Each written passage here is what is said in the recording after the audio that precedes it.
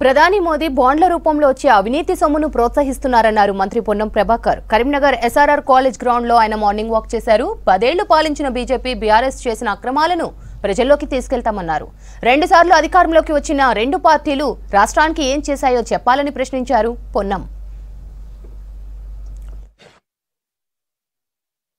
SRR degree college walkers అందరినీ కూడా కలిసి పొద్దున్నే ఉదయాన్నే లేచి శరీరాన్ని కాపాడుకునేటువంటి ప్రయత్నంలో వాకింగ్ చేస్తా ఉన్నారు. ఈరోజు రాజ్యాంగాన్ని రక్షించుకోవడానికి, ప్రజాస్వామ్యాన్ని కాపాడుకోవడానికి, నియంతృత్వానికి వ్యతిరేకంగా అందరూ కూడా ఆలోచన చేయాలనేటువంటి మాటని ఈ సందర్భంగా వాకర్స్ అందరూ కూడా విజ్ఞప్తి చేస్తా ఉన్నాం. కాంగ్రెస్ పార్టీ పక్షాన రాహుల్ గాంధీ గారు నఫరత్ చోడో మహబ్బత్ చోడో అని దేశంలో ఉన్నటువంటి పరిస్థితులలో ప్రజాస్వామ్యాన్ని కాపాడడానికి అనేక రకాలుగా శ్రమ పడుతున్నటువంటి పరిస్థితుల్లో భారత ప్రతి పౌరుడి బాధ్యత ప్రజాస్వామ్యాన్ని కాపాడుకుంటేనే మనకు మాట్లాడే హక్కు కావచ్చు, మనకు ఉండేటువంటి పరిస్థితి ఉండొచ్చు.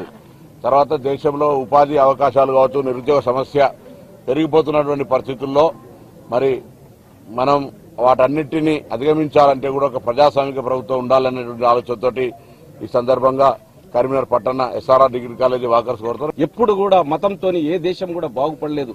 పక్కనున్న పాకిస్తాన్ కథ చూస్తా ఉన్నారు, ఇరాన్ ఇరాక్ కథ చూస్తా ఉన్నారు, గల్ఫ్ కంట్రీస్ చూస్తా ఉన్నారు. ఇంతకు ముందు ఉన్నటువంటి యూరోపియన్ కంట్రీస్ లోపల, రోమన్ వాటికన్ లోపల మత సంస్కరణలు ఏ విధంగా వచ్చినాయి.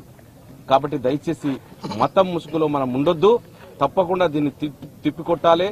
రాబోయే రోజుల లోపల మీరెంత గొప్పగా ఎక్సర్సైజ్ చేసి మీ ప్రాణాన్ని ఎట్లా కాపాడుకుంటున్నారో, మీ శరీరాన్ని ఎట్లా కాపాడుకుంటున్నారో, ఈ దేశాన్ని కూడా మీరు కాపాడాల్సిన బాధ్యత మీ అందరి మీద ఉన్నదని.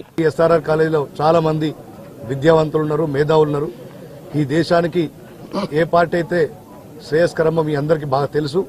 దయచేసి ఒక్కసారి ఆలోచించి ఈరోజు వాళ్ళు ఒక రాజ్యాంగం మీద దాడి చేయడానికి పూనుకుంటున్నారు. ఈ దేశంలో ప్రజాస్వామ్యాన్ని ఉనికి లేకుండా చేస్తున్నారు. వాటన్నిటి రక్షణ కోసం ఈసారి కాంగ్రెస్ పార్టీకి అండగా నిలవాలని చెప్పి